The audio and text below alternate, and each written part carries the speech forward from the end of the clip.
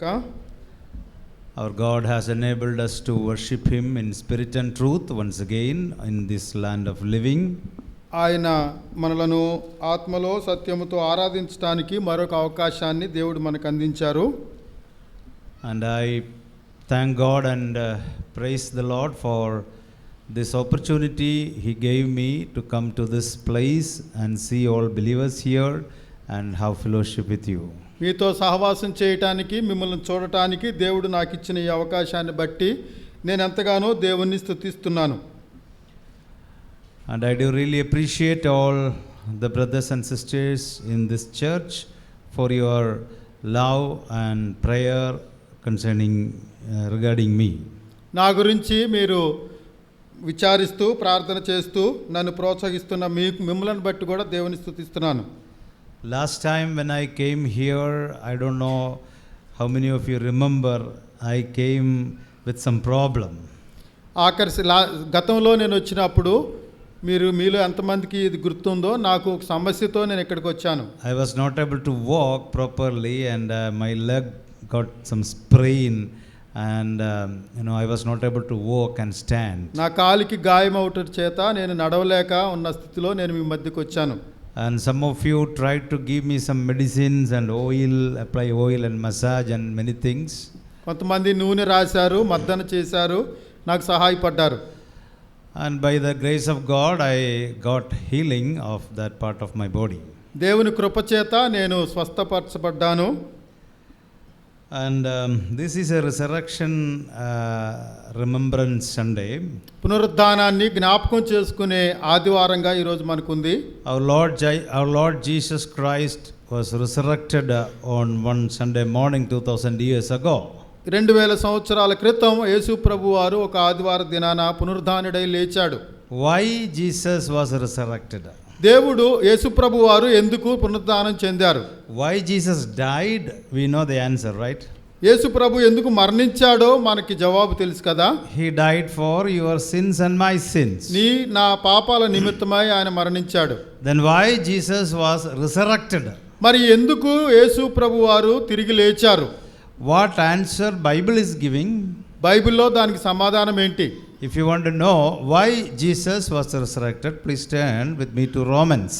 రోమా పత్రికను నాతో పాటు తెరవండి. అక్కడ దేవుడు ఎందుకు, యేసు ప్రభు వారు ఎందుకు పునరుద్ధానం చెందాడో మనకు కనబడుతుంది. And you come to chapter 4. 4వ అధ్యాయము and the last verse 25, verse 25. 4వ అధ్యాయము 25వ వచనాన్ని నేను చదువుతున్నాను.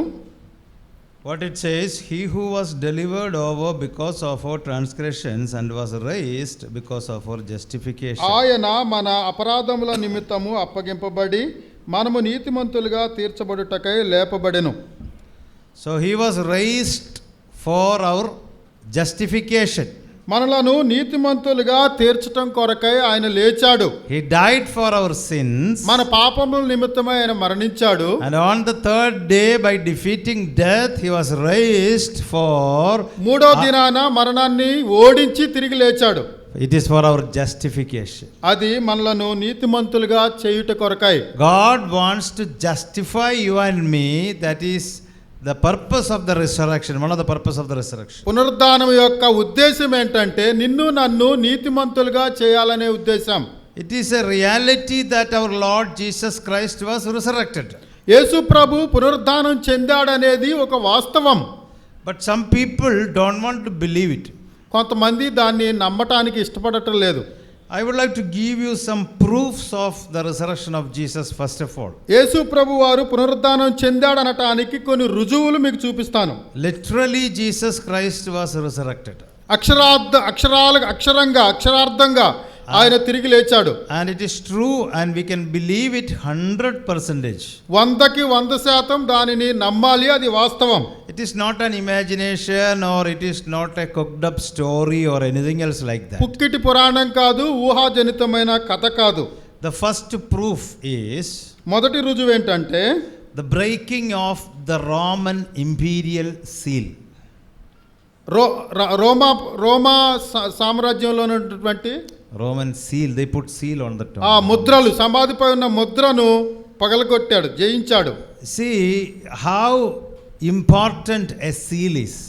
రోమా ప్రభుత్వం యొక్క ముద్ర ఎంత ప్రాముఖ్యమైందో మనకు తెలుసు. Especially Roman government is the powerful government in those days. రోమా ప్రభుత్వం చాలా శక్తివంతమైన ప్రభుత్వం ఆ రోజుల్లో. Their soldiers was powerful soldiers. ఆ సైనికులు చాలా శక్తివంతమైన సైనికులు. If Roman government is putting a seal, అక్కడ రోమా ప్రభుత్వం ఏదైనా Mudra వేసిందంటే who can break it? దాన్ని ఎవరు బద్దలు చేయగలరు? Nobody can break. Nobody has the courage to break it. దాన్ని పగలగొట్టడానికి ఎవరికి అధికారం లేదు, ఆ ధైర్యం లేదు. But you know what has happened there? అక్కడ ఏం జరిగిందంటే That seal is completely broken and the stone was rolled away. ఆ ముద్రలు పగలగొట్టబడి రాయి దొర్లించబడింది. So the seal is broken.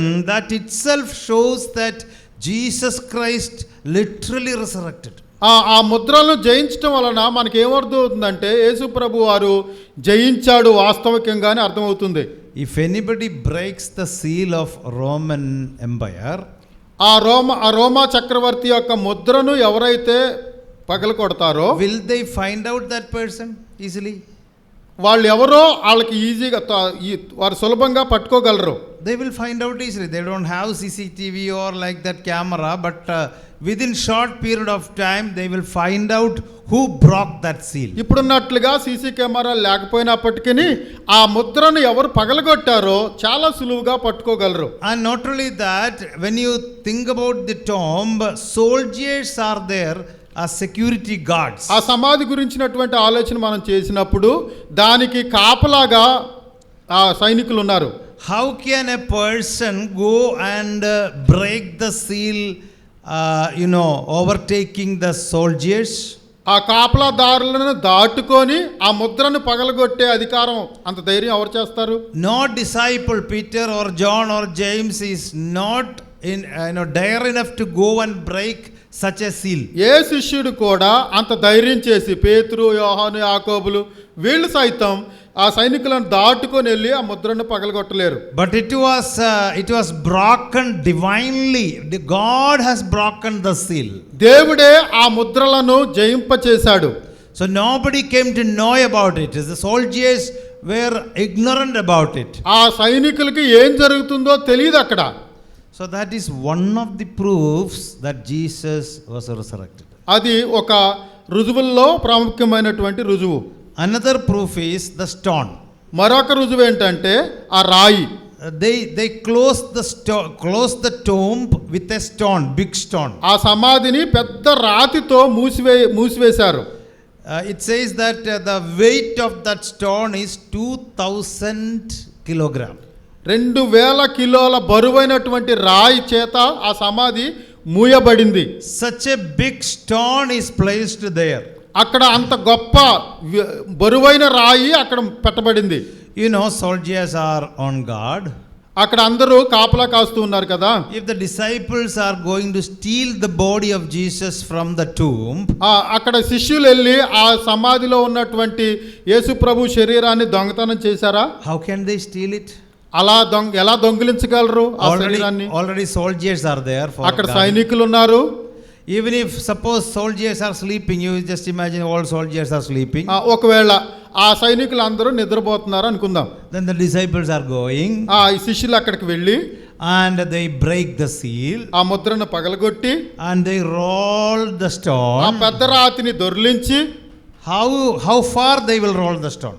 ఎంత వరకు అది ఆ రాయిని దొర్లించడం వారికి సంబంధించి. They will just roll the stone so that they can go in and come out. That's all. ఆ రాయిని దొర్లించి కొద్దిగా దొర్లించి లోపలికి వెళ్ళి ఆ శరీరాన్ని దొంగిలించవచ్చు. Because they have no time, because these soldiers are sleeping, at any time they will wake up. ఆ నిద్రపోయే సైనికులు ఏ సమయంలోనైనా లేవచ్చు కాబట్టి సంపూర్తిగా దొర్లించలేరు. But here in Bible you read that stone was rolled away. మనం బైబిల్లో ఏం చదువుతాం అంటే ఆ పెద్ద రాయి దూరంగా దొర్లించబడి ఉంది అని చదువుతాం. It was taken to a distance. అది చాలా దూరం దొర్లించబడింది. And the gate, the front portion of the tomb was widely open. ఆ మొదటి భాగం సమాధి భాగం వెడల్పుగా తెరవబడింది. So that itself shows that disciples did not come and steal the body of Jesus Christ. అదేం చెప్తుందంటే యేసుప్రభు శిష్యులు ఆయనను వచ్చి దొంగిలించలేదని చెప్తుంది. But Jesus was resurrected by him. ఆయనే పునరుద్ధానం చెందాడు. Then another thing is empty tomb. మరొక రుజువు ఏంటంటే ఖాళీ సమాధి. When disciples and Mary Magdalene and all other sisters, when they came to see the body of Jesus, యేసు ప్రభు శరీరాన్ని చూడటానికి శిష్యులు మరియా మగ్దలేని మరియా అక్కడికి వచ్చినప్పుడు did they see the body of Jesus there? అక్కడ యేసు ప్రభు శరీరాన్ని చూసారా? There was no body of Jesus there. అక్కడ శరీరం లేదు. And you can imagine that where the body went. అప్పుడు మనం ఇలా ఊహించుకోవచ్చు ఆ శరీరం ఎక్కడికి వెళ్ళింది. So the tomb was empty. ఆ సమాధి ఖాళీ అయిపోయింది. Only the clothes were there. అక్కడ ఆ వస్త్రాలు బట్టలు మాత్రమే ఉన్నాయి. But the tomb was empty. ఆ సమాధి ఖాళీ సమాధి. And you know what happened? అక్కడ ఏం జరిగిందంటే after that disciples started proclaiming it. అక్కడి నుంచి శిష్యులు ఆయనను ప్రకటన చేయడం ప్రారంభించారు. This happened in Jerusalem. శిష్యులు యెరూషలేములో and disciples started to proclaim it in Jerusalem. యెరూషలేములో మాత్రమే శిష్యులు అతని ప్రకటిస్తున్నారు. They didn't go more than 50 kilometers away. 50 కిలోమీటర్లు దాటి వాళ్ళు వెళ్ళి సువార్త చెప్పలేదు, ప్రకటించలేదు. They declared these things in that local area. అక్కడ వారి ప్రాంతంలో మాత్రమే వాళ్ళు ప్రకటించారు. See, when they declare this thing in a local area, వారి ప్రాంతంలోనే వారు ప్రకటిస్తూ ఉండగా, or in a nearby place, అక్కడున్న దగ్గరున్న ప్రదేశాలు, see how I know it is believable that all they can go and see the tomb, but there is no body inside that. ఇది అందరూ వెళ్ళి చూసి వారు పరీక్షించి నమ్ముకోవచ్చు. So that empty tomb is another proof of his resurrection. ఆయన తిరిగి లేచాడని రుజువుగా ఖాళీ సమాధిని కూడా మనం చూపించవచ్చు. And also burial cloth is there, folded and kept there. అక్కడ చుట్టబడిన వస్త్రాలు కూడా ఉంచబడ్డాయి. Who folded and kept it there? అక్కడ చుట్టబడిన వస్త్రాలు ఎవరు పెట్టారు? If somebody went and stolen the body of Christ, ఎవరైనా ఆ శరీరాన్ని యేసుప్రభు శరీరాన్ని దొంగిలిస్తే, we can think like that nobody will fold the cloth and keep there. అక్కడ చుట్టబడిన వస్త్రాలను చదువుతున్నాం కదా, అవి భద్రంగా చుట్టబడి అక్కడ ఎవరు పెట్టరు. It is written there that that burial cloth was folded and kept there. అక్కడ వస్త్రాలు చక్కగా మడతపెట్టి ఉన్నాయని రాసి ఉంది. That is another proof of his resurrection. అది మరొక పునరుద్ధానానికి రుజువు. Then there is another proof. ఇంకా మరొక రుజువు ఏంటంటే, if something happens like that, అట్లాంటిది ఏదైనా అక్కడ జరిగి ఉంటే, you know, these soldiers, what will happen to the soldiers? ఆ సైనికులు ఏం చేస్తారు? This is Roman government, you have to imagine. మనకు అర్థం చేసుకోవాల్సింది ఏంటంటే అది రోమా ప్రభుత్వం. They will take immediate action. వాళ్ళు వెంటనే స్పందించి దాని గురించి విచారిస్తారు. Sometimes they will kill. వాళ్ళు చంపేస్తారు కూడా. But it did not happen there. కానీ అది కూడా అక్కడ జరగలేదు. And the soldiers, when we think about soldiers, they have no fear about it.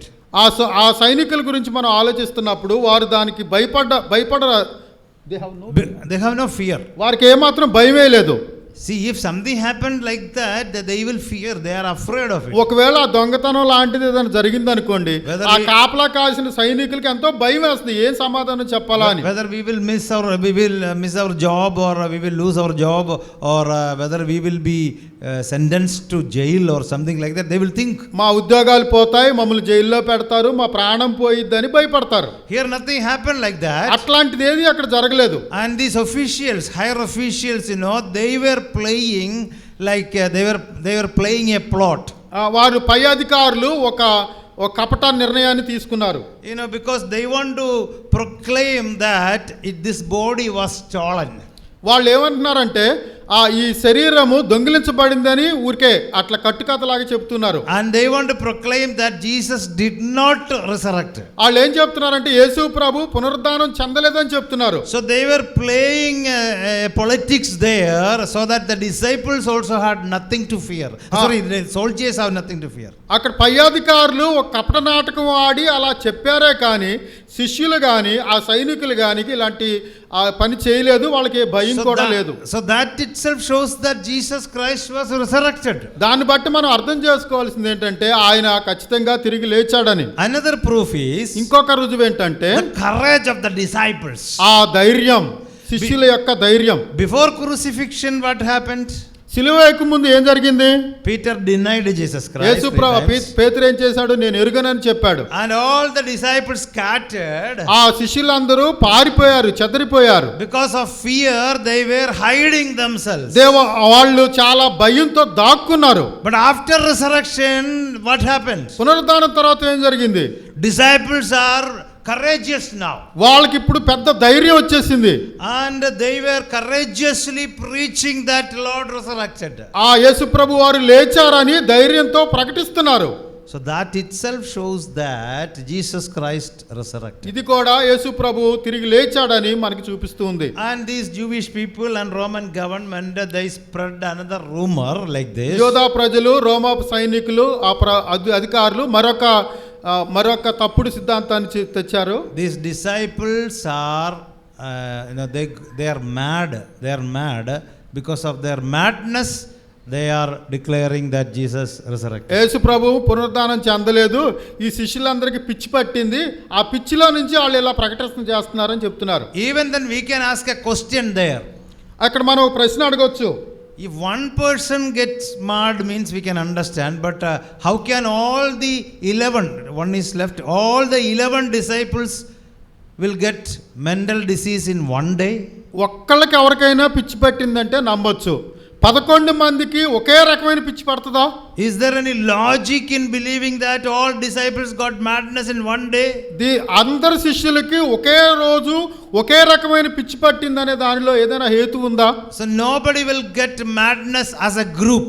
ఒక గుంపుగా ఒకే రోజు ఒకే సమయంలో ఒకే రకమైన పిచ్చి పట్టదు. So that itself shows that disciples were not mad, but also the resurrection of the Lord Jesus Christ was real.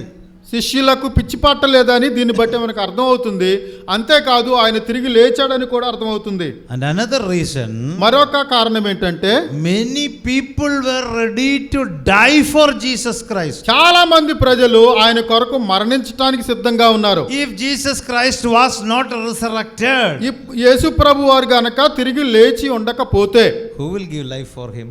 ఆయన కోసం ఎవరు మరణిస్తారండి? Who will be there to die for him? ఆయన కోసం ఎవరు చచ్చిపోవడానికి సిద్ధంగా ఉంటారు? Nobody will come to die for him. ఆయన కొరకు మరణించడానికి ఎవరు రారు, ముందుకు రారు. But thousands of people were ready to die for Jesus Christ because Jesus Christ was resurrected. వేవేల ప్రజలు ఆయన కొరకు మరణించడానికి సిద్ధంగా ఉన్నారు. కారణం ఏంటంటే ఆయన తిరిగి లేచాడు. So why Jesus Christ was resurrected? It is for our justification. ఆయన ఎందుకు తిరిగి లేచాడంటే అది మనలను నీతిమంతులుగా చేయటం కొరకై. So I would like to talk to you about justification. నీతిమంతులుగా చేయటం అంటే ఏంటో దాని గురించి కొన్ని సంగతులు మీతో మాట్లాడతాను. For that let us read Romans chapter 5 verse 1 to 5. రోమా పత్రిక 1 నుంచి 5వ అధ్యాయము 1 నుంచి 5 వచనాలు చదువుతున్నాను. కాబట్టి విశ్వాస మూలమున మనము నీతిమంతులుగా తీర్చబడి మన ప్రభువైన యేసుక్రీస్తు ద్వారా దేవునితో సమాధానము కలిగి ఉందము. మరియు ఆయన ద్వారా మనము విశ్వాసము వలన ఈ కృపయందు ప్రవేశము గలవారమై అందులో నిలిచియుండి దేవుని మహిమను గూర్చిన నిరీక్షణను బట్టి అతిశయపడుతున్నాము. అంతేకాదు మన ఓర్పు పరీక్ష నిరీక్షణను కలుగజేయునని ఎరిగి శ్రమల యందును అతిశయపడుదుము. ఎందుకనగా ఈ నిరీక్షణ మనలను సిగ్గుపరచదు. మనకు అనుగ్రహింపబడిన పరిశుద్ధాత్మ ద్వారా దేవుని ప్రేమ మన హృదయములో కుమ్మరింపబడి ఉన్నది. Okay, here Apostle Paul is writing to the Roman believers. అపోస్తలుడైన పౌలు రోమీయులకు ఈ పత్రిక రాస్తున్నాడు. And this epistle is talking about justification by faith. ఈ పత్రిక నీతిమంతులుగా చేయటమే ఎలాగూ అన్న దాని గురించి వివరిస్తూ ఉంది. And Martin Luther was a Roman Catholic priest. Martin Luther గారు రోమన్ క్యాథలిక్ ఒక బోధకుడు. He was also a professor in Germany, Wittenberg University. ఆయన యూనివర్సిటీలో గొప్ప ప్రొఫెసర్ గారు. And he read the book of Romans and Galatians. ఆయన గలతీ పత్రికను రోమా పత్రికను చదివాడు. By reading it, he understood about the doctrine of justification by faith. నీతిమంతులుగా తీర్చబడటం అనే సిద్ధాంతాన్ని ఆయన ఈ రెండు పత్రికలను చదివి అర్థం చేసుకున్నాడు. And then he believed Lord Jesus Christ and he was justified. ఆయన యేసు ప్రభువుని విశ్వసించి నీతిమంతులుగా తీర్చబడ్డాడు. So there are many people in the history we can say that they read the book of Romans and they got saved. చాలా మంది పితరులు రోమా పత్రికను చదివి నీతిమంతులుగా తీర్చబడ్డారు. If the whole 66 books is a feast, the book of Romans is a special dish in that feast. మన ఈ 66 పుస్తకాలలో పెద్ద మంచి విందు అయితే ఈ రోమా పత్రిక ఒకటే ప్రత్యేకమైన విందు లాంటిది. And the book of Romans is considered as the cardinal book, the heart of the Bible. ఈ రోమా పత్రిక బైబిల్ మొత్తానికి గుండెకాయ లాంటిది. Here, because Jesus Christ was resurrected, we got the justification. యేసు ప్రభు పునరుద్ధానం చెందాడు, మనం నీతిమంతులుగా దాన్ని బట్టి తీర్చబడ్డాం. So as Peter says in his epistle chapter 1 verse 8, we have an unspeakable joy. మనం చెప్పలేనంత సంతోషాన్ని కలిగి ఉన్నామని, మాటల్లో వివరించలేనంత సంతోషాన్ని కలిగి ఉన్నామని ఈ పత్రికలో ఆయన రాస్తూ ఉన్నాడు. Do you have joy in your heart? నీ హృదయంలో సంతోషం ఉందా? Do you have unspeakable joy in your heart? మాటల్లో చెప్పలేనంత సంతోషం నీ కలిగి ఉన్నావా? We are the people having unspeakable joy. మనకు మాటల్లో వివరించలేనంత సంతోషం మన హృదయంలో కుమ్మరింపబడింది. Why do we have that unspeakable joy? ఎందుకని మనకు అంత సంతోషం ఇవ్వబడింది? So I would be giving you some reasons from this portion which we have read. కొన్ని కారణాలను ఈ మన చదవబడిన భాగంలో నుంచి మీకు వివరిస్తాను. When we look into verse 1, మొదటి వచనాన్ని చూసినప్పుడు verse 1 is pointing about our position as believers. విశ్వాసులుగా మన స్థితి ఏంటో మొదటి వచనాన్ని తెలియజేస్తుంది. What is your position? What is my position? నీ స్థితి నా స్థితి ఏంటో ఆ మొదటి వచనంలో తెలుస్తుంది. We are believers, మనం విశ్వాసులం. but when we come to God, దేవుని యొద్దకు వచ్చినప్పుడు, when we sit in the presence of God, దేవుని సన్నిధిలో మనం కూర్చున్నప్పుడు, what is your position? నీ స్థితి ఏంటి? What is my position? నా స్థితి ఏంటి? What position do I have? నా స్థితి నేనేమి కలిగి ఉన్నాను? Oh, let us read that verse 1. మొదటి వచనాన్ని చదువుదాం. Therefore, having been justified by faith, విశ్వాస మూలమున మనము నీతిమంతులుగా తీర్చబడి. Yeah, what is our position?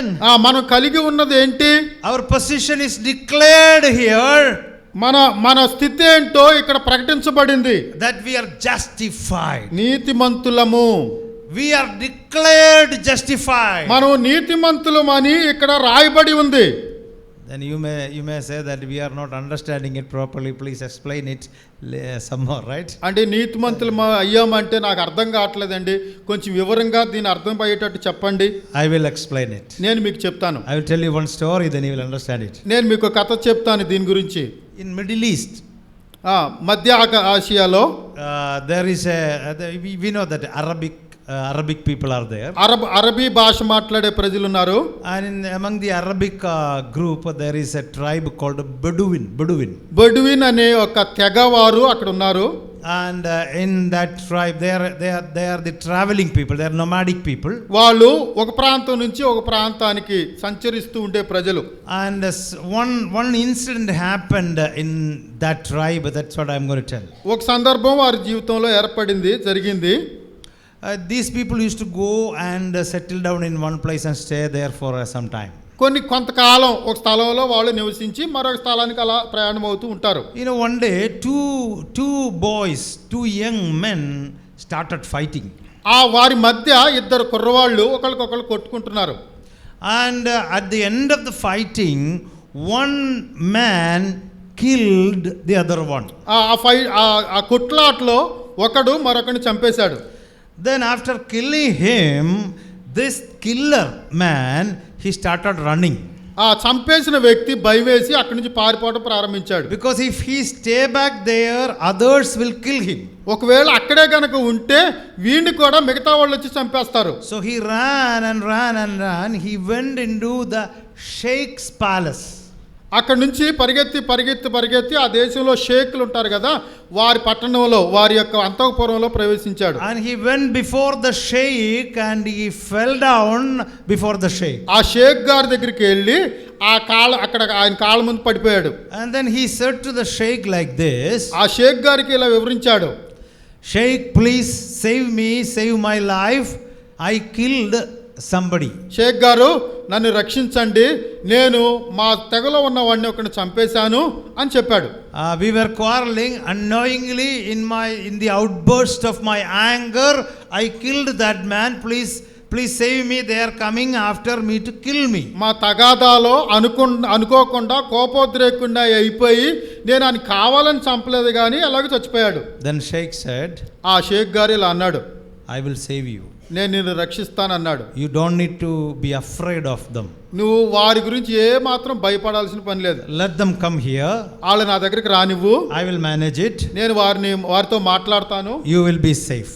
నువ్వు క్షేమంగా ఉంటావు. Then he is standing there. అక్కడ అతను నించొని ఉన్నాడు. And after some minutes the people came. మిగతా ప్రజలు ఇక షేక్ దగ్గరికి వచ్చారు. And they came to the sheikh and they shouted. Sheikh గారి దగ్గరికి వచ్చి అరుస్తున్నారు, వాడు మాకు అప్పగించు, వాడిని మేము చంపేయాలని. And they said that send that man outside, we want to kill him. వాడిని పంపించండి బయటికి షేక్ గారు, మేము వాడిని చంపేయాలని అంటున్నారు. And then Sheikh said, I already promised him that I will save him. నేను అతనికి ఒక వాగ్దానం చేశాను, నువ్వేం బాధపడద్దు, నిన్ను నేను రక్షిస్తానని వాగ్దానం చేశాను. So I cannot deliver him into your hands. నేను అతన్ని మీకు అప్పగించలేను అన్నాడు.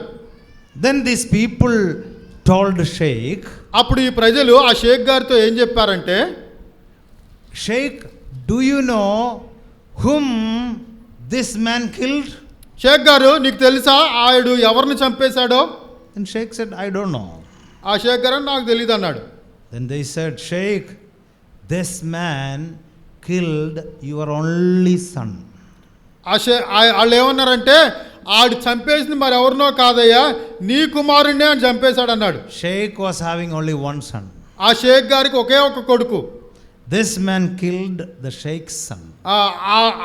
ఎవరైతే ఆయన అధీనంలో ఉన్నాడో వాడే షేక్ గారి కుమారుని చంపేశాడు. That was the time Sheikh was shocked.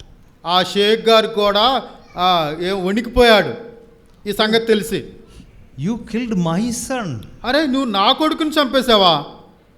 Then the people expected that Sheikh will kill him. అప్పుడు ఏమనుకున్నారంటే వీళ్ళు వచ్చిన వాళ్ళందరూ, ఇప్పుడు షేక్ గారి కొడుకుని చంపాడు కాబట్టి షేక్ గారే ఆయన చంపేస్తాడు అనుకున్నారు. Just after 1 minute of silence, ఒక నిమిషం అందరూ ఏం జరుగుద్దా అని ఎదురు చూస్తూ ఉండగా ఒక నిమిషం తర్వాత Sheikh said to the people like this. ఆ షేక్ గారు ఆ ప్రజలకు ఇలా చెప్పాడు, I know that he killed my son. నాకు తెలుసు వీడు నా ఒక్కగానొక్క కుమారుని చంపాడని. And you people, you know that he killed my son. మీకు తెలుసు వీడు నా కొడుకుని చంపేశాడని. We all know that he is a killer boy. మనందరికీ తెలుసు వీడు హంతకుడని.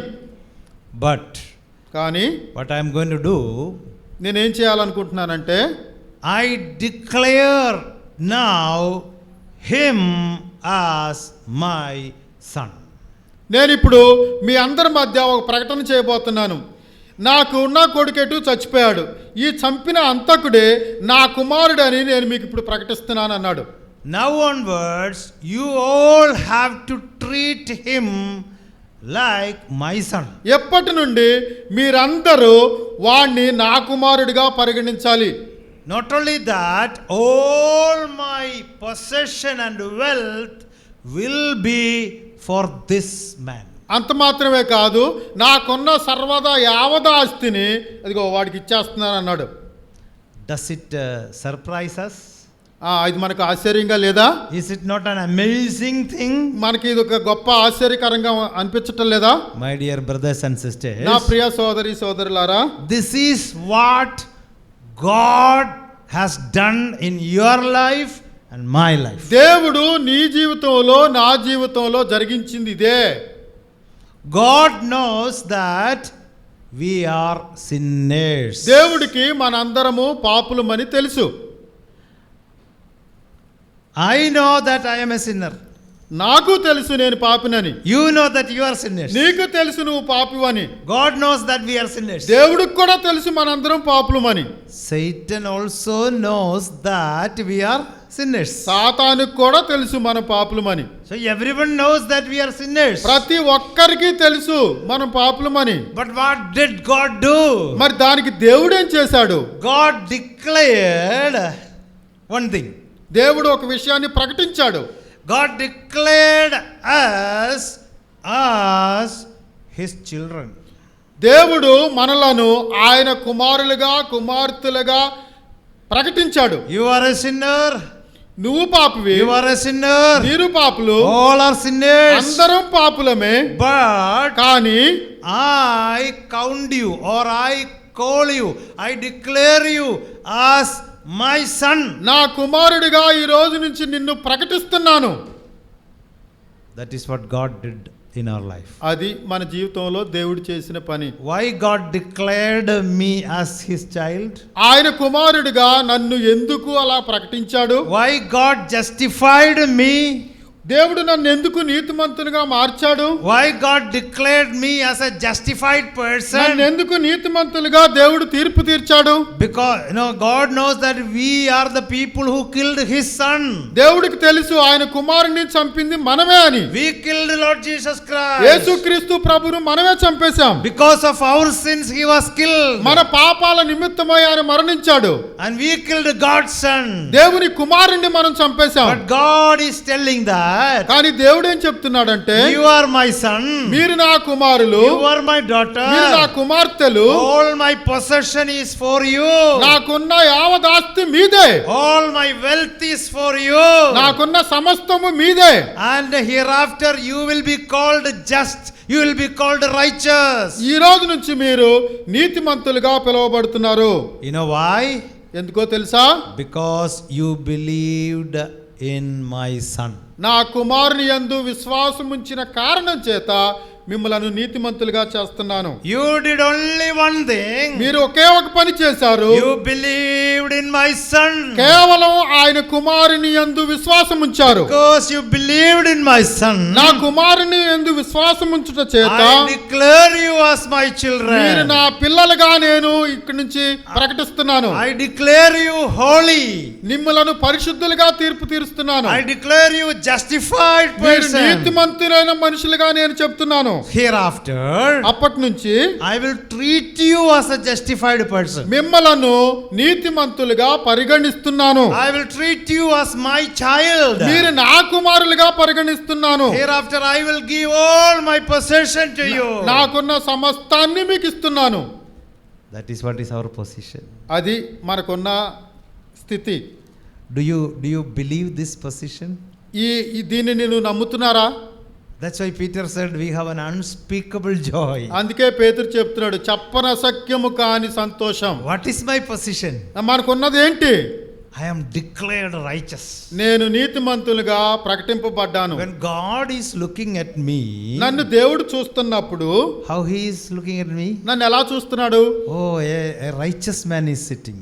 నా ముందు ఒక నీతిమంతుడు కూర్చొని ఉన్నాడు. A holy woman is sitting. ఒక పరిశుద్ధ స్త్రీ నా ఎదుట నుంచి కూర్చొని ఉంది. My children are sitting. నా పిల్లలు నా ఎదుట కూర్చొని ఉన్నారు. And they are my inheritance. నా యొక్క వారసులు. And my children are sitting. My children are singing. నా ముందు నా పిల్లలు కూర్చొని ఉన్నారు. My నా children పిల్లలు పాటలు పాడుతున్నారు. My children are praying to me. నా పిల్లలు నా గురించి నా కొరకు ప్రార్థన My చేస్తున్నారు. children are worshiping me. నా పిల్లలు నన్ను ఆరాధిస్తున్నారు. That is the way God is looking at us. అలా ఆ విధంగా ఆ దృష్టితో దేవుడు మనల్ని చూస్తున్నాడు. That's what Bible says. అది బైబిల్ గ్రంథం చెప్పేది. When our children come to our house, మన ఇంటికి మన పిల్లలే వస్తే, when our children are sitting and eating with us, మనతో పాటు వాళ్ళు కలిసి భోంచేస్తా ఉంటే, how do we treat them? How do we consider them? మనం వాళ్ళు ఎలాగ పరిగణిస్తాం? As our children, we give them respect and honor. నా పిల్లలుగా వారిని మనం గౌరవిస్తాం, గుర్తిస్తాం. Same way God is loving us. అదే విధంగా దేవుడు మనల్ని ప్రేమిస్తున్నాడు. God is loving us as He loves His Son. తన కుమారుని ఏ విధంగా అయితే ప్రేమించాడో మనలను కూడా అదే విధంగా ప్రేమిస్తున్నాడు. And in Romans also we read that we are heirs of God and we are joint heirs with Christ. దేవుని వారసులుగా దేవుడు మనల్ని చేశాడని సంతోషిస్తూ ఉన్నాం. What is the meaning of joint heir? Joint heir. Joint HEIR hair.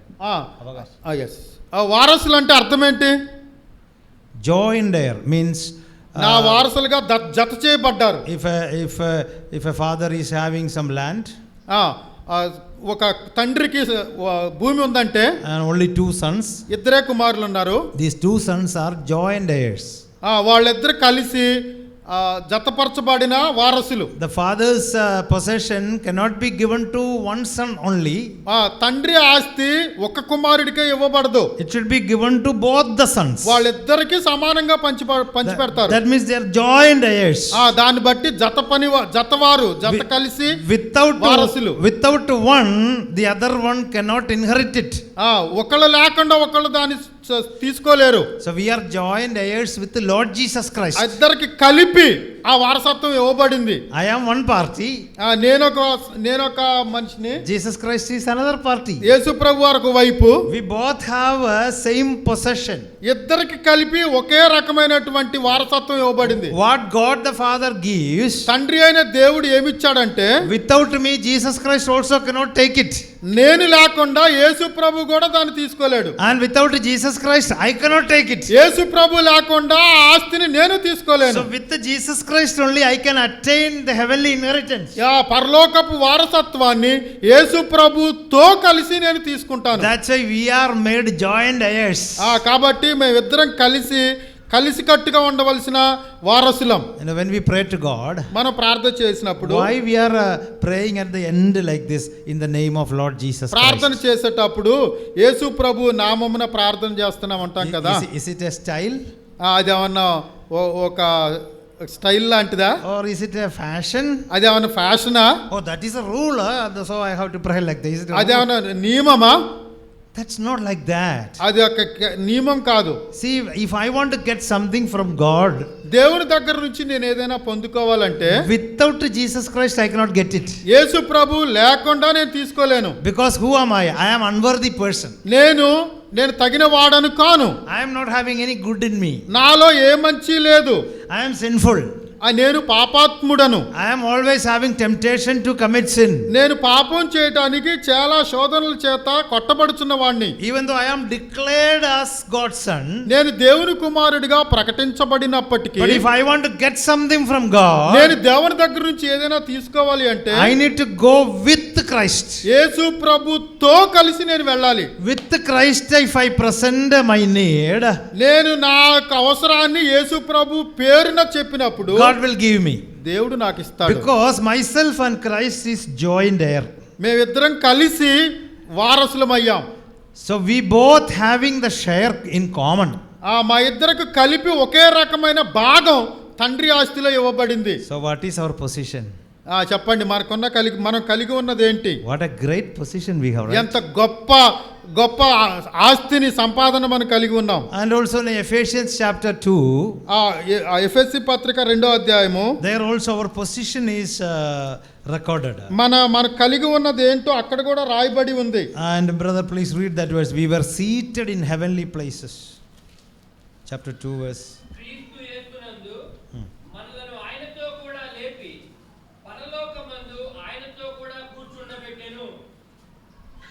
Yeah, we are seated with Christ in heavenly places. పరలోకములో మనము యేసుక్రీస్తుతో పాటు కలిసి కూర్చున్నాం. You are all sitting here, no? ఇప్పుడు మీరు మందిరంలో కూర్చున్నారు కదా. How can we understand that I am seated in heavenly place? పరలోకంలో మనం ఎలా కూర్చోబడ్డాం, యేసు ప్రభువుని ఎలా అర్థం చేసుకోగలుగుతాం? I know here some people are sitting on floor. ఇక్కడ మనం కింద నేల మీద కూర్చొని ఉన్నాం. Some are sitting on the sofa and chair. కొంతమంది సోఫాల మీద, బెంచీల మీద, కుర్చీల మీద కూర్చున్నారు. All of you have a chair in heaven. మనందరికీ పరలోకంలో ఒక కుర్చీ ఉంది. You are going to sit with Christ. యేసు ప్రభుతో కలిసి కూర్చోబోతున్నాం. Already we are seated there. మనం ఇప్పటికే అక్కడ కూర్చొని ఉన్నాం. Already seated there means what? ఇప్పటికే మనం కూర్చున్నాం అంటే అర్థం ఏంటి? Oh brother, I am sitting here only. అయ్యా నేను ఇక్కడ మందిరంలో కూర్చున్నాను. How can I understand that I am sitting there? నేను పరలోకంలో కూర్చున్నాను అన్న సంగతిని ఎలా అర్థం చేసుకుంటాను? Actually where you are sitting, tell me. ఇక్కడ మనం ఇక్కడ నేల మీద కూర్చొని ఉన్నాం. You are sitting in heaven or sitting on earth? మనం పరలోకంలోనూ కూర్చున్నాం, భూమి మీద కూడా కూర్చొని ఉన్నాం. Where you are sitting, please tell me. ఇప్పుడు ఎక్కడ కూర్చున్నారు చెప్పండి? Here. You are sitting here. But what about Ephesians chapter 2 it says?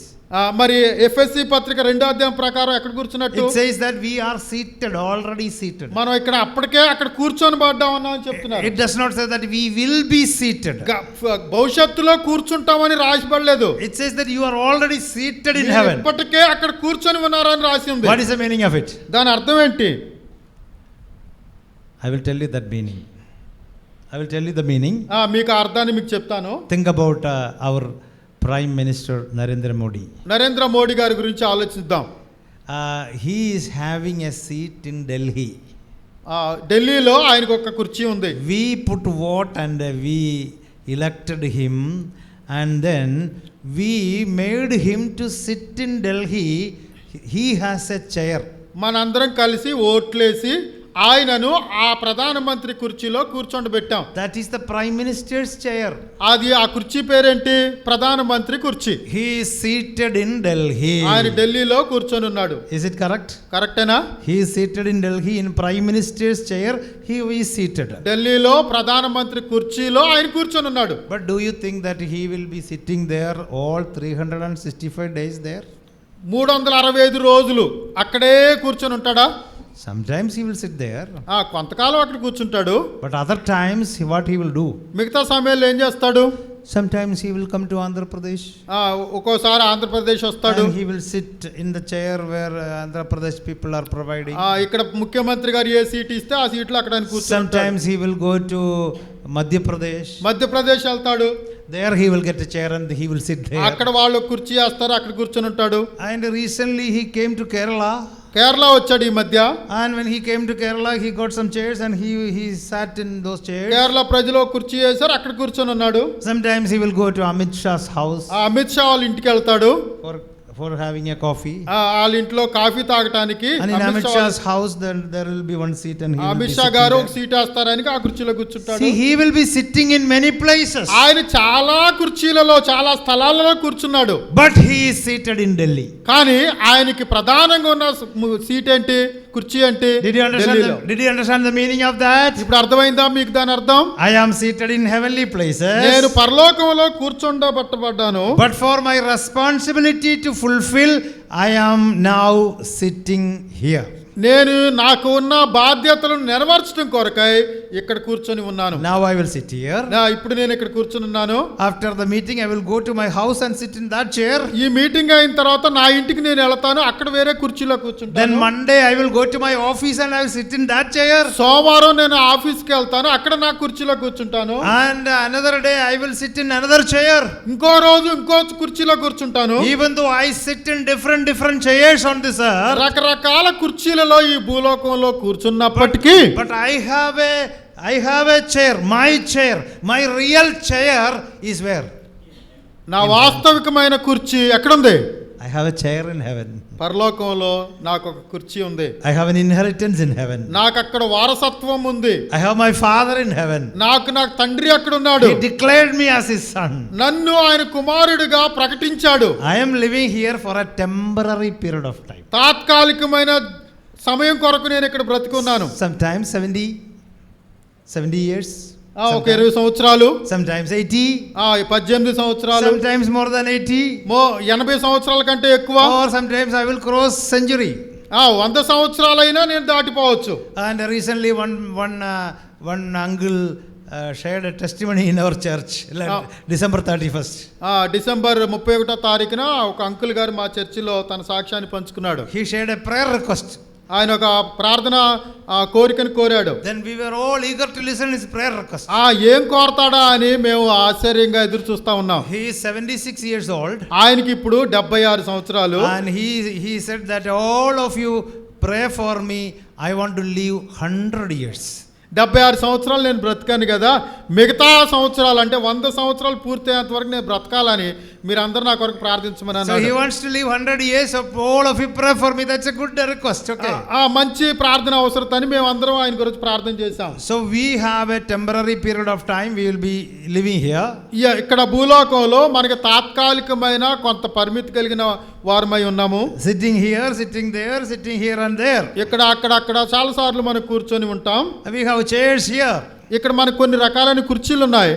But our real chair, permanent chair is in heaven. స్థిరమైన నివాసము, స్థిరమైన కుర్చీ నాకు పరలోకంలో ఇవ్వబడింది. Are you understanding that? Are you remembering that? మనకు అర్థమవుతుందా? మనం గుర్తు తెచ్చుకుంటున్నామా ఇవన్నీ? I am not a common person. నేను ఒక సాధారణమైన మనిషిని కాను. I am a special person. నేను ఒక ప్రత్యేకమైన వాడను. I am a VIP. నేను దేవుని దృష్టిలో ప్రాముఖ్యమైన వాడను. I am the child of God. నేను దేవుని కుమారుణ్ణు. Yes, that is very, very, very great thing. ఇది చాలా గొప్ప సంగతి. So our position, that is a great thing. What is our position? నా స్వాస్యము చాలా గొప్పది. ఏంటి నా స్వాస్యము? Our position is we are justified. We are God's children and we are seated in heavenly దేవుని places. పిల్లలుగా తీర్చబడి పరలోకమందు కూర్చొని అది మన స్వాస్యము. And Jesus told us one more thing. ఇంకొక సంగతిని యేసు ప్రభు వారు చెప్పారు. I will go and prepare a place for you. నేను వెళ్ళి మీ కొరకు స్థలమును సిద్ధపరుస్తానన్నాడు. Then I will come back. నేను మరలా వస్తానన్నాడు. I will receive you unto myself. నాకు నేనుగా వచ్చి మిమ్మల్ని నా దగ్గరికి తీసుకెళ్తానన్నాడు. And I will make you to sit with me in heavenly places. పరలోకమందు నాతో పాటు మిమ్మల్ని కూర్చోబెట్టుకుంటానన్నాడు. So we are going to sit with Christ. యేసు ప్రభు వారితో మనం కూర్చోబోతున్నాం. There will be a chair for Christ. అక్కడ యేసు ప్రభుకు ఒక కుర్చీ ఉంటుంది. And along with him there will be a chair for ఆయనతో yours. పాటు నాకు ఒక కుర్చీ ఉంటుంది. So that is our position as believers. ఒక విశ్వాసిగా అది మన స్వాస్యము. Number 2. రెండోది ఏంటంటే Not only our position. Number 2 is our possession. Possession. స్వాస్యము, సంపద. What is our possession? నా స్వాస్యం ఏంటంటే The possession, it says that therefore having been justified by faith we have peace with God through our Lord Jesus Christ, through whom we also have obtained our access by faith into this grace in which we stand. That is our possession, that we got an access to God's presence. దేవుని సన్నిధిలో మనం ఉండగలిగినటువంటి స్థితిని దేవుడు మనకి ఇచ్చాడు. We have got an access.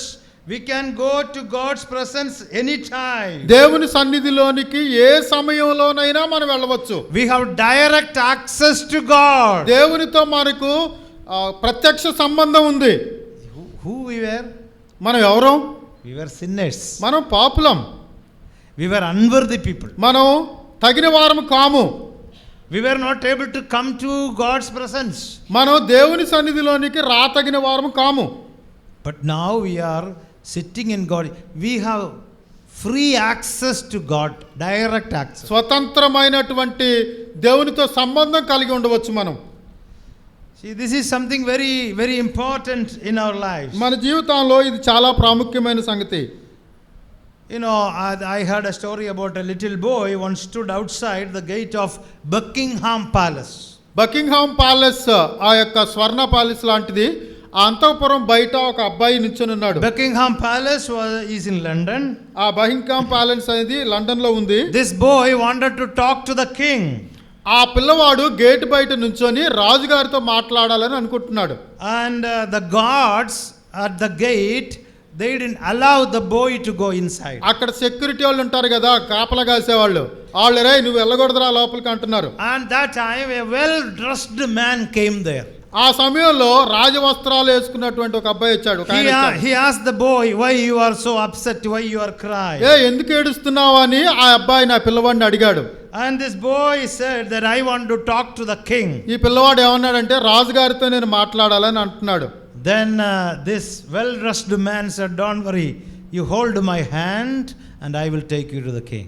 నువ్వేమి ఆడోబాకు, నా చేయి పట్టుకో, నేను రాజుగారి దగ్గరికి నేను తీసుకెళ్తాను And అన్నాడు. this boy hold the hand of that well-dressed young man. ఆ మంచి వస్త్రాలు ధరించిన ఆయన చేతిని ఆ పిల్లవాడు గట్టిగా పట్టుకొని ఉన్నాడు. And they were moving forward to the king's palace. ఆ రాజు యొక్క గదిలోకి అంతఃపురంలోనికి. No security guards hindered them, blocked them. ఇప్పుడు కాపలాదారులు ఎవరు ఆ పిల్లవాడిని ఆపలేరు. And finally this man brought this boy to the king. చివరికి రాజుగారి దగ్గరకు ఈ మంచి వస్త్రాలు వేసుకున్న ఆయన ఆ పిల్లవాడిని తీసుకెళ్ళాడు. You know who was that young man? ఎవరో తెలుసా అబ్బాయి? He was the son of the king. ఆయన రాజుగారి కుమారుడు. He was a prince.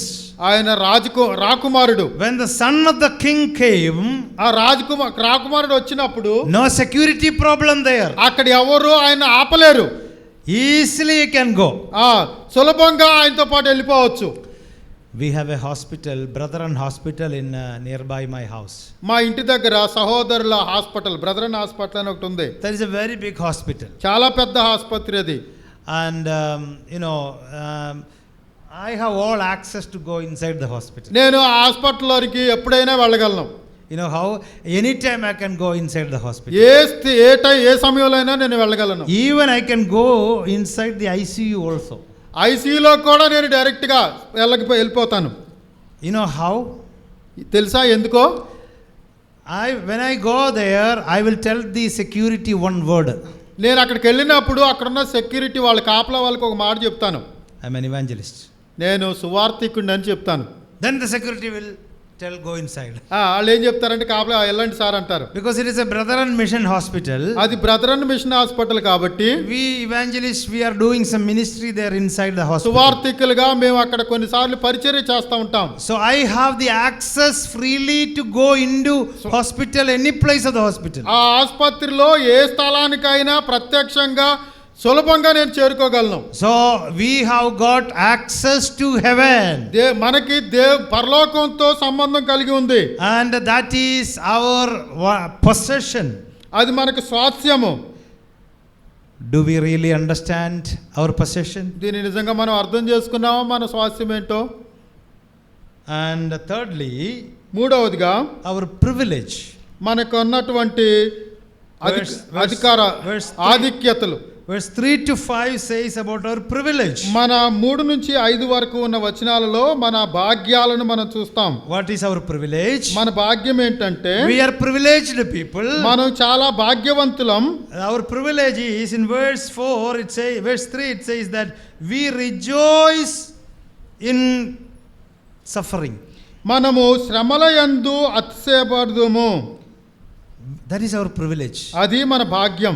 We are rejoicing in suffering. మనం సంతోషిస్తున్నాం శ్రమలలో. Paul says Christians can rejoice in bad times. పౌలు గారు చెప్తున్నారు శ్రమలయందు క్రైస్తవుడు సంతోషిస్తాడు.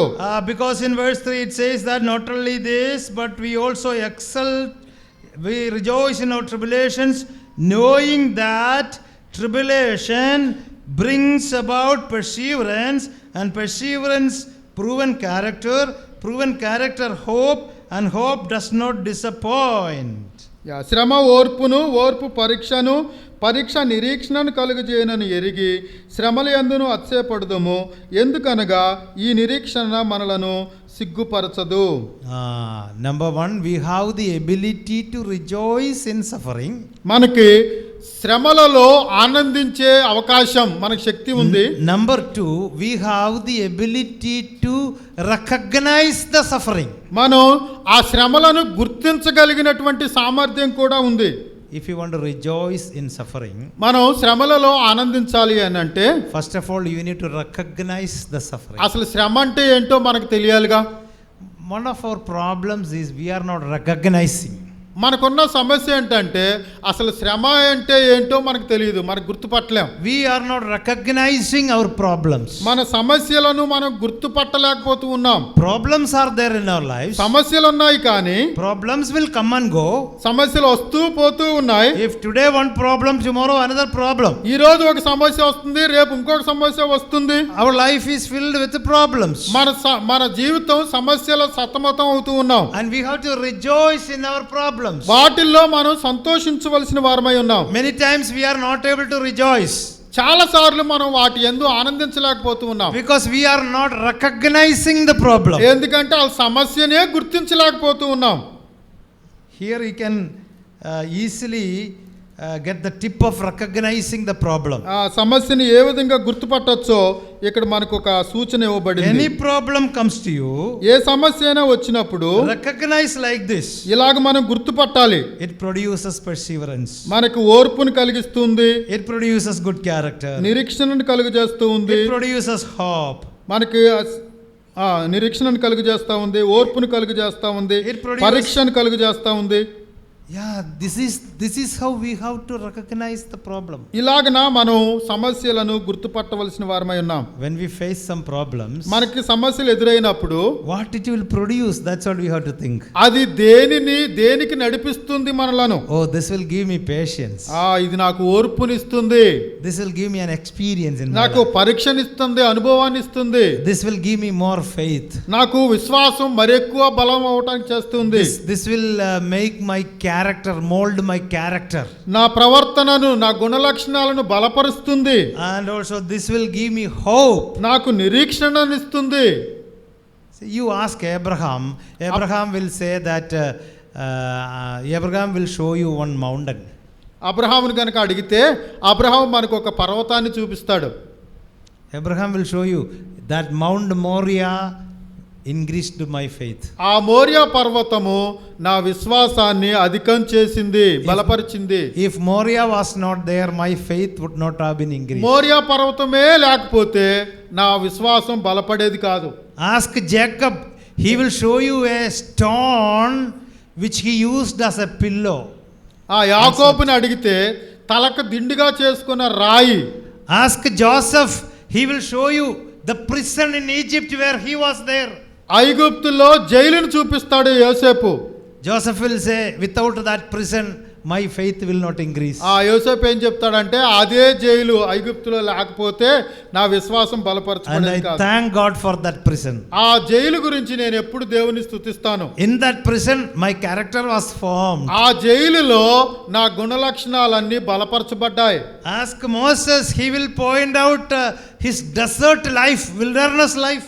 మోషేని గనక అడిగితే అరణ్య ప్రదేశాలను చూపిస్తాడు. Ask Shadrach, Meshach, Abednego, 3 Hebrew children, they will point out to the fiery furnace they were cast into. ఆ షడ్రకు మేషక్ అబేద్నెగోలను అడిగితే వారు అగ్నిగుండం నా విశ్వాసాన్ని బలపరిచిందని చెప్తారు. They will say that if there were no fiery furnace, we would not have grown this much. ఒకవేళ ఆ అగ్నిగుండమే లేకపోతే మేము ఈ విధంగా ఎదిగి ఉండేవాళ్ళం కాదని అంటారు. If you ask Daniel, what Daniel will show you?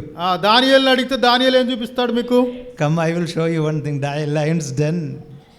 సింహాల గుహను చూపిస్తాడు. Yes, I have lion's den. I went into lion's den. నేను ఆ సింహాల గుహలోనికి వెళ్ళినప్పుడు If that was not there, I would not have grown spiritually. నేను ఆ సింహాల గుహలోనికి వెళ్ళకపోతే నేను విశ్వాసంలో బలపడేవాడిని కాదు. Ask Peter, he will point to the Roman fire. పేతురుని అడుగుదాం, రోమా సామ్రాజ్యంలో అగ్ని లేకపోతే. Ask John, he will point to the island of Patmos. పద్మాసు ద్వీపాన్ని చూపిస్తాడు యోహాన్ని అడిగితే. Ask Paul, పౌలుని అడిగితే he will show you so many things. పౌలు చాలా రకాలైన శ్రమలను మనకు చూపిస్తాడు. Can you just open 2 Corinthians chapter 11? 2 కొరింథీ పత్రిక 12వ అధ్యాయం చదువుదాం. 11వ అధ్యాయం 11 and just read about what Paul says, verse 24 onwards. 24వ అధ్యాయం నుంచి చదువుదాం. యూదుల చేత 5 మారులు 23 onwards.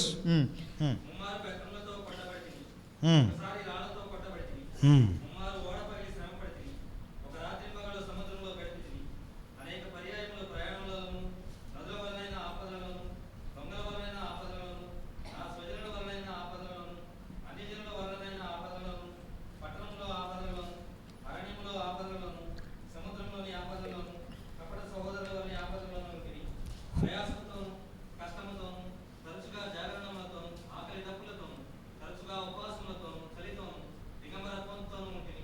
ఇంకనూ చెప్పవలసిన అనేకములు. Yes. How much mark you will give to Paul? పౌలు గారికి ఎన్ని మార్కులు మనం ఇవ్వగలుగుతాం? How much we can give? ఎన్ని మార్కులు ఇద్దాం?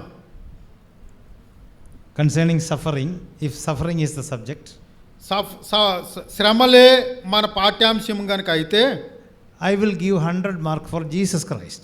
యేసు ప్రభు వారికి 100% మార్కులు మనం ఇవ్వచ్చు. Because Jesus Christ is the one who suffered perfectly in all sufferings. అన్ని శ్రమలను సంపూర్తిగా భరించిన వాడు యేసు ప్రభు వారు. So 100 out of 100 for Jesus Christ. యేసు ప్రభు వారికి 100కు 100 మార్కులు. When it comes to Peter, పేతురు గారికి దగ్గరికి వస్తే let us give a 90. 90 మార్కులు మనం ఇవ్వచ్చు. 90 out of 100. 100కు 90 మార్కులు పేతురుకి ఇవ్వచ్చు. When it comes to me మన దగ్గరకు వస్తే and you, నీ దగ్గర దాకా వస్తే how much mark? ఎన్ని మార్కులు నీకు వస్తాయి? Look the list. ఇక్కడ ఉన్నటువంటి ఈ చిట్టాన్ని అంతా చదవండి. How much Paul suffered? ఎంత శ్రమను పౌలు Just count it. How many problems he went through? ఎన్ని శ్రమలు పడ్డాడో లెక్కిద్దాం. If I put mark for, according to this, if I put mark, I may not be able to put mark for me even, maybe 1 or 2 mark I can give, that's all. ఈ లిస్ట్లో ఉన్న అన్ని శ్రమలను బట్టి నాకు నేను మార్కులు వేసుకుంటే 1 కంటే 2 కంటే నేను ఎక్కువ మార్కులు Because వేసుకోలేను. I can say that I was stoned once. నేను ఒకసారి కొట్టబడ్డాను, రాళ్ళ చేత కొట్టబడ్డాను.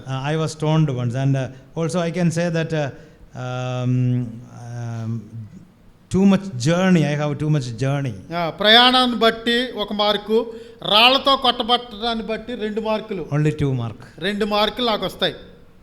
How much mark you will give for yourself?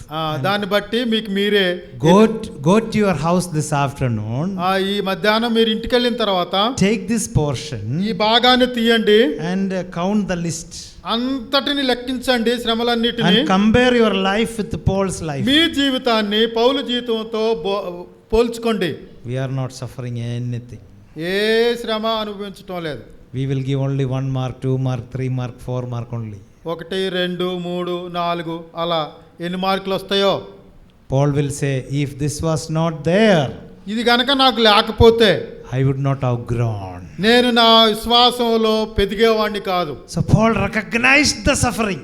పౌలు తన శ్రమను గుర్తించాడు. Paul had the ability to recognize the suffering. ఆ శ్రమను గుర్తించే సామర్థ్యాన్ని పౌలు కలిగి ఉన్నాడు. Paul had the ability to rejoice in suffering. వాటిలో ఆనందించగలిగినటువంటి సామర్థ్యాన్ని కలిగి ఉన్నాడు. I'm going to close the message here. నా సందేశాన్ని ముగించిపోతూ ఉన్నాను. What we were thinking this afternoon. ఈ మధ్యాహ్న కాలంలో మనం ఏం ఆలోచిస్తూ ఉన్నాం? Our position. మన స్వాస్థ్యం. Understand our position. మన స్థితిని మనం అర్థం చేసుకుందాం. Who we are. మనం ఎవరం. And live according to our position.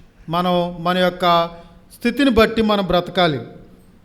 Understand our possession.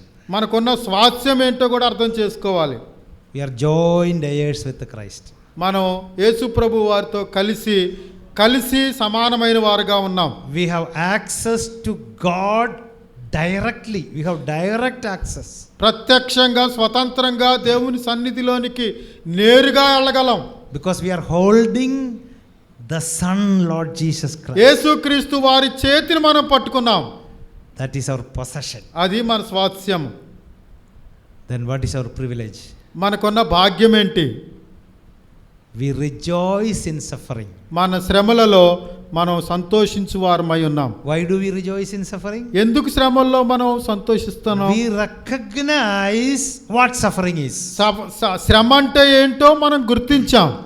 We recognize that it is not for destroying our ఈ life. శ్రమ నా జీవితాన్ని నాశనం చేయటానికి కాదు.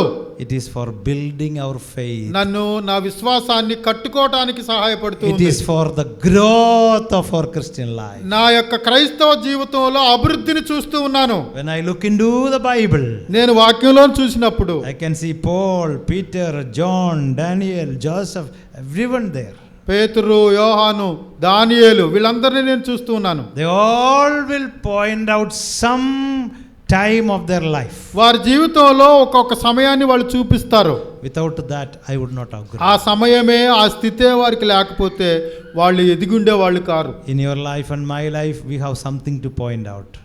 నా జీవితంలో కూడా ఒక సమయాన్ని మనం చూపించగలగాలి. Apostle Paul had a number of things to point out. పౌలు గారికి చాలా సంగతులు అక్కడ రాయబడి ఉన్నాయి. When I compare my life with Paul's life, నా జీవితాన్ని పౌలు జీవితంతో పోల్చుకున్నప్పుడు I am not suffering anything. నేనే శ్రమ పడటం లేదు. I am in comfortable state. నేను చాలా సౌకర్యంగా ఉన్నాను. But Paul was not like that. కానీ పౌలు చాలా శ్రమలు పడ్డాడు. But even in our sufferings, let us recognize it. ఆ శ్రమల్లో ఆయన గుర్తించగలిగాడు. That is our privilege. అది మన భాగ్యం. మన శ్రమలను గుర్తించడం మన భాగ్యం. May God Almighty bless us with these words. శక్తివంతమైన దేవుడు, సర్వాధికారి అయిన దేవుడు మహిమపరచబడును గాక. ప్రార్థన చేసుకుందాం. మధ్యాహ్న కాల సమయంలో దేవుడు మనతో మాట్లాడిన సంగతులను అర్థం చేసుకుందాం. నీ స్థితి, మన స్థితి ఏంటో గమనించుకుందాం. వాక్యంలో మనకి ఇవ్వబడిన స్థితి ఏంటి, మన స్వాస్థ్యం ఏంటి, మన భాగ్యాలేంటి. దేవుని సేవకులు ఎంతో వివరంగా మనకు వివరించి ఉండగా ఎప్పుడైనా అర్థం చేసుకున్నావా? దేవుని ప్రక్కన, యేసుక్రీస్తు ప్రక్కన కూర్చోవటం. ఊహించుకోండి, ఒకసారి కళ్ళు మూసుకొని మనం ఊహించుకుందాం. ఎంత అతిశయమో కదా మనకి. పాపులమైన మనమెక్కడ యేసు ప్రభుతో పాటు పరలోకమందు స్థానమందు ఆయనతో పాటు కూర్చోవటం. నువ్వు లేకుండా యేసు ప్రభు ఏది తీసుకోలేడనే మాట ఎంత సంతోషకరమైన మాట. ఆయన లేకుండా మనం తీసుకోలేం. మనకి ఆయనకి జాయింట్ అకౌంట్ ఇచ్చాడని సేవకులు చెప్పటం గొప్ప ఆశ్చర్యమైన సంగతి. తండ్రి స్వాస్థ్యాన్ని కుమారుని ద్వారా మనకిచ్చాడు. కుమారుని ద్వారా తండ్రి స్వాస్థ్యాన్ని పొందుకోగలిగిన భాగ్యాన్ని మనకిచ్చాడు. మనకు ఎదురవుతున్న శ్రమలు, శ్రమేనా పౌలుతో పోల్చుకుంటే ఎన్ని మార్కులు వేసుకుంటాం? ఇంత గొప్ప సేవకులే 1-2 మార్కులు వేసుకుంటే నీ పరిస్థితి, నా పరిస్థితి ఏం చేస్తున్నాం? దేవుని కొరకు శ్రమపడిన వారిని ఆయన దిక్కులేని వారిగా వదిలిపెట్టలేదు. గొప్ప స్థితినిచ్చాడు, అభివృద్ధి పరిచాడు. నా కొరకు శ్రమపడిన ఈ బిడ్డ ఏ స్థితిలో ఉన్నాడో చూడు అని గ్రంథంలో రాయించాడు. రానున్న తరాలకు నిన్ను నన్ను కూడా చూపిస్తాడు. ప్రార్థన చేద్దామా? నా శ్రమను గుర్తించగలిగిన సామర్థ్యాన్ని నాకు ఇవ్వండి. నా శ్రమలో సంతోషించగలిగిన సామర్థ్యాన్ని నాకు ఇవ్వండి.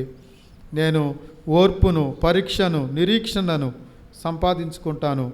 నేను కూడా 1-2 మార్కులు ఈ శ్రమల తాలూకు పంచుకుంటాను అని అనుకుంటే ఒక మంచి తీర్మానం తీసుకుందాం.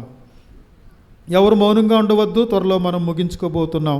చిన్న ప్రార్థన దేవునితో మీరు చేయాలని కోరుతూ ఉన్నాను. నేను చేసే ప్రార్థన మీకు ఏది ఉపయోగకరంగా ఉండదు, కానీ మీరు మనం ఎవరికి వాళ్ళమే ప్రార్థన చేసుకుందాం. ప్రేమ కలిగిన ప్రభువా, నమ్మకమైన తండ్రి, నీ కృపకు వందనాలు, స్తోత్రాలు చెల్లించుకుంటున్నాం. మాకు ఇవ్వబడిన స్వాస్థ్యాన్ని మేము గమనించుకుంటున్నాం. ఇంతకాలం మేము అర్థం చేసుకోలేకపోయాం ప్రభువా. నరహంతకులమైన మాకు స్వాస్థ్యాన్ని ఇచ్చావు, పరలోకాన్ని ఇచ్చావు, వారసత్వాన్ని ఇచ్చావు, నీ పక్కన కూర్చోబెట్టుకునే అవకాశాన్ని ఇచ్చావు. ఎంత గొప్ప దేవుడవు ప్రభువా. ఆ షేక్ గారు వాడిని కాపాడినట్లు మీరు మమ్మలను కాపాడారు. మరణానికి అప్పగించలేదు, శిక్షకు అప్పగించలేదు.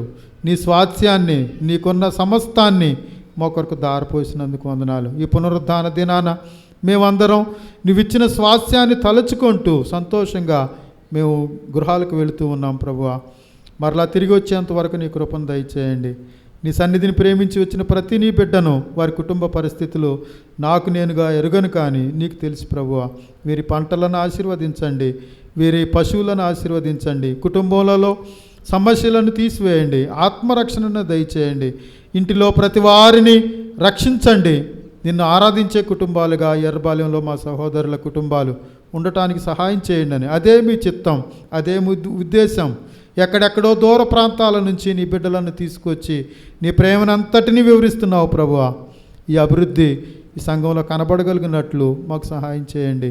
సండే స్కూల్ పరిచర్యను బట్టి, యూత్ పరిచర్యను బట్టి, స్త్రీలకు సమాజాన్ని బట్టి, అలాగే ప్రభా బైబిల్ స్టడీస్ని బట్టి అన్ని విషయాల్లో ఇదంతా వృద్ధి చెందటానికి, క్షేమం కలిగి ఉండటానికి కలిగిస్తూ ఉండగా మా కల్లారా మేము ఈ అభివృద్ధిని చూడనట్లు సహాయం చేయి ప్రభువా. ప్రజలు రావటం లేదు, ఎక్కువగా రావాలని కోరుకుంటున్నాం కానీ రాలేక పరిస్థితిలో ఉన్నారు. ఏ ఏ బంధకాలలో వాళ్ళు పట్టబడి ఉన్నారో ప్రభువా, నీ దయచేసి వారిని విడిపించి సహాయం చేసి నీ యందు ప్రేమ వారికి కలుగు చేసి కుటుంబాలుగా తరలి వచ్చినట్లు సహాయం చేయమని ఈ నీ బిడ్డలందరినీ నీ చేతులకు అప్పగించుకుంటూ, వచ్చిన వారు వచ్చినట్లే వెళ్ళటం కాదు కానీ నీ దీవెనను, నీ యొక్క ఆశీర్వాదాన్ని మోసుకొని వెళ్ళటానికి సహాయం చేయమని నీ తోడును వారితో ఉంచి మరలా సంఘంగా కూడు పర్యంతం మీరు ఉంచండి అని ప్రార్థన చేస్తూ, వాక్యం అందించిన నీ బిడ్డను అలాగే మరొక ప్రాంతంలో సేవ చేస్తున్న నీ సేవకుని మీకు అప్పగించుకుంటూ, నీ బిడ్డలు తిరిగి వెళుతున్నారు, నీ సహాయం దయచేయమని మా ప్రియుడు మా రక్షకుడునైన యేసుక్రీస్తు వారి నామం ద్వారా ఈ ప్రార్థన చేసి అడిగి వేడుకుంటున్నాం తండ్రి. ఆమెన్.